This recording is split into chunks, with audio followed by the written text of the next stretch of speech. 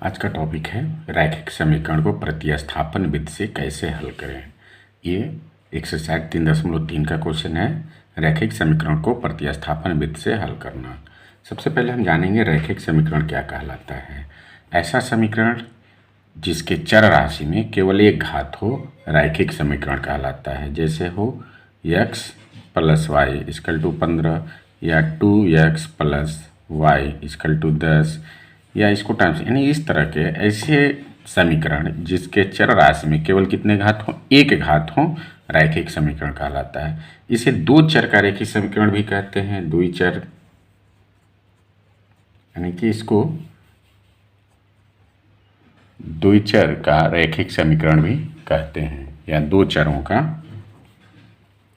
इसको दो चरों का रैखिक समीकरण भी कहते हैं। समीकरण कहते हैं।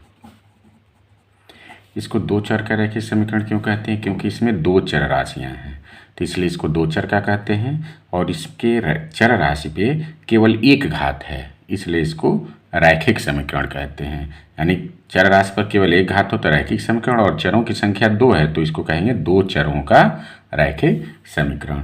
तो ये हमारा हुआ कि दो चरों का रैखिक समीकरण क्या कहलाता है। अब जो टॉपिक है वह है कि दो चरों के रैखिक समीकरण को प्रतिस्थापन विधि से कैसे हल करें।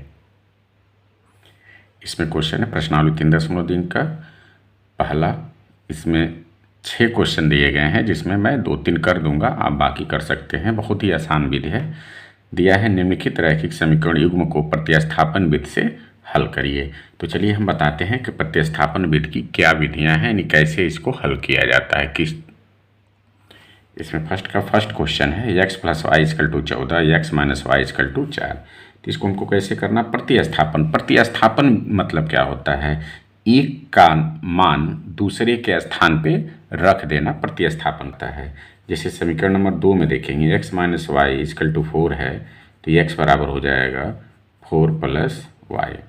अब x का मान, इसको समीकरण 1 मान लिया जाए, इसको समीकरण 2 मान लिया जाए। x का मान समीकरण नंबर निकाल रहे हैं तो 1 में रखेंगे, अगर 1 से निकाल रहे हैं तो समीकरण नंबर 2 में रखेंगे। तो इसमें हमने निकाला 2 समीकरण नंबर 2 का, तो 1 में रख देंगे, तो ये मान हो जाएगा। समीकरण नंबर 1 क्या है? x + y = 14। अब x का मान क्या निकला है? y + 4, तो यहाँ लिख देंगे 4 + y + 4 कहिए चाहे y + 4 कहिए, सेम एक ही है। तो ये x का मान हो गया है, देख रहे हैं, ये x का मान हमने रख दिया इस x के जगह पर। प्लस क्या बच गया? y = 14। अब ये y हो जाएगा 2y, यानी 4 + 2y = 14। 2y = 14 - 4, 2y = 10, y = 10/2 = 5, यानी y का मान कितना निकल गया? 5। अब y बराबर 5 अब किसी समीकरण में रख सकते हैं, समीकरण नंबर 1 में या 2 में, जो भी रखना चाहें। तो चलिए हम 2 में रख लेते हैं। 2 में रखने पर समीकरण नंबर 2 में रखेंगे तो x - y = 4, y का मान यहाँ रख लेंगे, x - 5 = 4, x = 5 उधर जाएगा, 4 + 5, x = 9, यानी हो गया x = 9 और y = हो गया 5। ये आंसर हो जाएगा। इस तरह करके प्रतिस्थापन विधि से दो चर के रैखिक समीकरण को आसानी से हल किया जा सकता है। अगला हम सेकेंड क्वेश्चन देख रहे हैं। सेकेंड क्वेश्चन है s - t = 3, s/3 + t/2 = 6। तो इसमें हम किसी एक का निकालेंगे। तो देख रहे हैं, अगर हम इस बट्टे वाले से निकालेंगे तो निकल तो जाएगा, लेकिन प्रक्रिया लंबा हो जाएगा। इसलिए हम जो समीकरण नंबर 1 है उससे निकालेंगे। s - t = 3, तो s = हो जाएगा, ये इधर जाएगा 3 + t, यानी s का मान निकल गया 3 + t। अब s = 3 + t समीकरण नंबर 1 से निकाले हैं तो 2 में रखेंगे। 2 में रखने पर समीकरण नंबर 2 में रख लेंगे। s का मान है 3 + t/3 + t/2 = 6। यहाँ एलसीएम ले लेंगे, 6 एलसीएम हो गया। ये 3 दूना 6, 2 का गुणा करेंगे 2 3 6 प्लस 2t प्लस ये 2 3 6, 3 का गुणा करेंगे 3t इक्वल टू 6। 3 का गुणा कर देंगे तो 6 प्लस 2t 3t हो जाएगा 5t इक्वल टू 36। ये उधर जाएगा तो 5t इक्वल टू हो जाएगा 36 minus 6, 5t equal to 30, t equal to हो जाएगा 30/5 बराबर 6। यानी t का मान हमारा निकल गया कितना, 6। अब लिखेंगे t इक्वल टू 6 समीकरण नंबर 1 में रखने पर, हम 1 में रख रहे हैं क्योंकि ये आसान है, यस माइनस टी है बराबर 3 दिया है तो आसानी से निकाल लेंगे। S minus t equal to 3, s का मान टी का मान क्या निकला है, टी बराबर कितना है 6, तो यस माइनस टी का मान क्या हो जाएगा 6 इक्वल टू 3।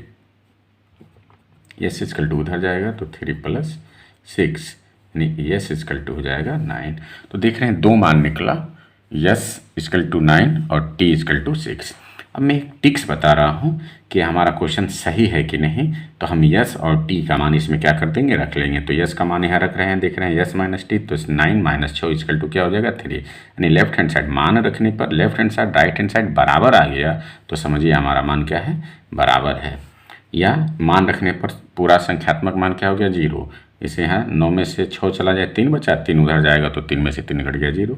उसी तरह यहाँ देखेंगे यस का मान 9 है तो 9 में 3 से भाग देंगे 3 हो जाएगा, और टी का मान 6 है तो 6 में 2 से भाग देंगे तो भी 3 हो जाएगा, तो 3 3 कितने हो गए 6। तो ये हमारा मान सही है, यानी यस इक्वल टू 9 और टी इक्वल टू 6 ये आंसर हो जाएगा आपका 2 चरों का रैखिक समीकरण को प्रतिस्थापन विधि से हल करने की विधि। यानी इस तरह करके आसानी से हम प्रतिस्थापन विधि से 2 चरों के रैखिक समीकरण को हल कर सकते हैं। टॉपिक है प्रश्नावली 3.3 का क्वेश्चन नंबर 1 का चौथा। इसको प्रतिस्थापन विधि से हल करना है। समीकरण दिया है 0.2x plus 0.3x Y equal to 1.3। देख रहे हैं इसमें पॉइंट में लगा हुआ है, तो सबसे पहले हम सरल करने के लिए पॉइंट को हटाएंगे। तो यहाँ दशमलव के बाद एक स्थानीय मान 1 है तो 10 से गुणा कर लेंगे। तो यहाँ लिखेंगे समीकरण नंबर 1 तथा 2 में, दोनों में पॉइंट लगा है तो दोनों में गुणा कर लेंगे। 2 में 10 से गुणा करने पर यहाँ देख रहे हैं 0.2 में 10 से गुणा करेंगे तो क्या हो जाएगा 2x हो जाएगा। 0.3 में 10 से गुणा करेंगे 3y हो जाएगा, और 1.3 में 10 से गुणा करेंगे 13 हो जाएगा। उसी तरह इसमें 4x हो जाएगा, 5y हो जाएगा, और ये हो जाएगा 23। समीकरण नंबर 2 है। अब हमको किस विधि से हल करना है, प्रतिस्थापन विधि से। प्रतिस्थापन का मैंने इसके पहले वाले वीडियो में बताया था। प्रतिस्थापन में क्या किया जाता है, किसी एक के मान को एक तरफ यानी x या y को एक तरफ कर लेंगे, बाकी को एक तरफ कर लेंगे, और जिस समीकरण से निकालेंगे उसके दूसरे अगले वाले में हम इसका मान रख देंगे। इसे हम समीकरण नंबर 1 से निकाल रहे हैं। समीकरण नंबर 1 से 2x plus 3y equal to 13, तो यहाँ हो जाएगा 2x equal to 13 minus 3y। ठीक है, x इक्वल टू हो जाएगा 13 माइनस 3y बटा 2। अब x का मान हम किससे निकाले हैं, समीकरण नंबर 1 से, तो x का मान समीकरण नंबर किस में रखेंगे, 2 में। लिखेंगे x का मान समीकरण नंबर 2 में रखने पर, अब समीकरण नंबर 2 में रख देंगे। तो यहाँ देख रहे हैं समीकरण नंबर 2 ये है, x का मान रखेंगे तो 4 गुणे 13 माइनस 3y बटा 2 प्लस 5y इक्वल टू 23 हो जाएगा।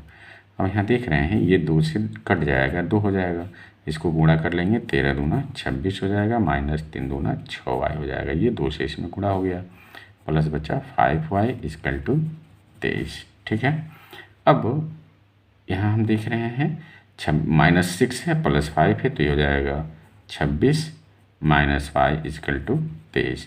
इसको इधर भेज लेंगे, 26 माइनस 23 हो जाएगा, ये y इधर जाएगा तो प्लस हो जाएगा, यानी y बराबर हो गया 26 माइनस 23 इक्वल टू 3। y का मान हमारा निकल गया कितना, 3। अब y बराबर यहाँ रख लेंगे, y बराबर 3 समीकरण नंबर 1 में रखने पर। आप 1 में भी रख सकते हैं, 2 में भी रख सकते हैं।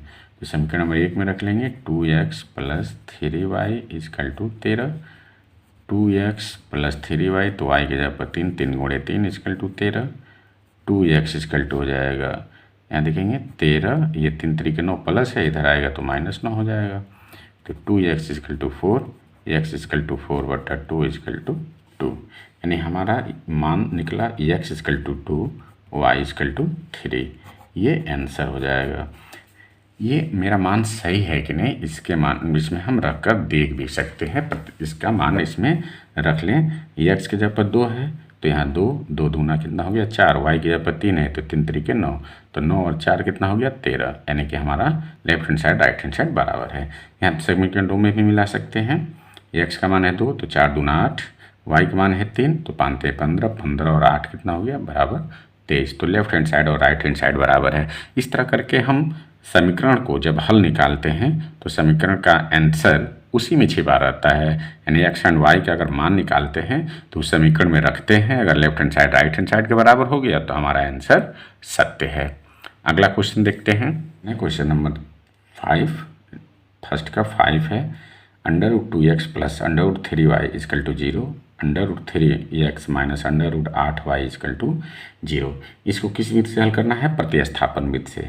तो सबसे पहले हम एक का किसी समीकरण से एक का मान निकालेंगे।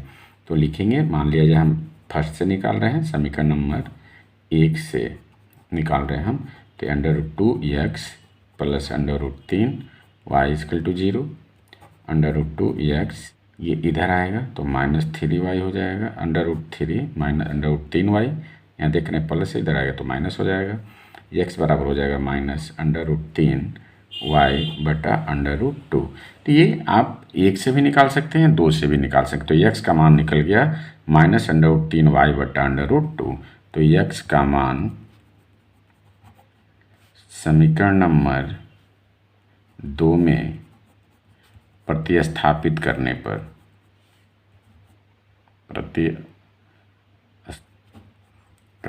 यानी प्रतिस्थापन करने पर, रखने पे, उसी को प्रतिस्थापन कर सकते हैं या एक का मान दूसरे में रखना कर सकते हैं। तो समीकरण नंबर 2 क्या है? √3x - √8y = 0। तो x का मान हमारा निकल गया। x के जगह आप क्या लिख सकते हैं हम? -√3y/√2 -√8y = 0। ठीक है, अब यहाँ गुणा करेंगे, √3 गुणा करेंगे कितना हो जाएगा? -3 हो जाएगा। √3 में √3 से गुणा करेंगे 3, प्लस माइनस माइनस हो गया y। ये √2 हम एलसीएम ले लेते हैं क्योंकि सरल करना है हमको। तो √2 में भागा देंगे 2 बार, √2 आ जाएगा, गुणा करेंगे तो हो जाएगा -√16y = 0। इसको तिरिया गुणा करेंगे तो ये -3y हो गया, माइनस यहाँ देखेंगे √16 है, बाहर आएगा तो 4y हो जाएगा, और ये हो जाएगा √2 में 0 से 0 हो जाएगा, ये हो जाएगा -7y = 0, y = 0/7, y = हो जाएगा 0, यानी y का मान कितना हो गया हमारा? y का मान हो गया 0। अब y का मान 0 हो गया तो y बराबर 0 समीकरण नंबर 1 में रखने पर, आप 1 में रख सकते हैं। 1 क्या है? √2x + √3y = 0। तो √2x + √3y का मान 0 = 0। तो √2x = ये 0 गुणा किए 0, इधर आएगा तो ये भी 0 हो जाएगा। √2x यानी x बराबर हो जाएगा 0/√2 = 0, यानी x का मान निकला x = 0, y = 0। ये आंसर हो जाएगा। x का भी मान 0 और y का भी मान 0। अब इसका मान हम रख कर देख सकते हैं। अगर या y का मान 0 रखें तो 0 में √2 से गुणा करें 0, y का मान 0 रखें, 0 में √2 से गुणा किए 0, तो 0 जोड़ेंगे 0, ये भी वही चीज़ हो जाएगा। नहीं, हमारा आंसर क्या है? सत्य है। इस तरह करके प्रतिस्थापन विधि से 2 चर के रैखिक समीकरण को आसानी से हल किया जा सकता है। मुझे पूरा उम्मीद है कि आपको ये वीडियो अच्छा लगा होगा, या कमेंट में बताएं कि आपको ये वीडियो कैसा लगा। वीडियो अच्छा लगा तो वीडियो को लाइक कर लें, चैनल को सब्सक्राइब कर लें, बेल आइकन दबाएं जिससे आपको नए नए वीडियो का नोटिफिकेशन प्राप्त होता रहे। धन्यवाद।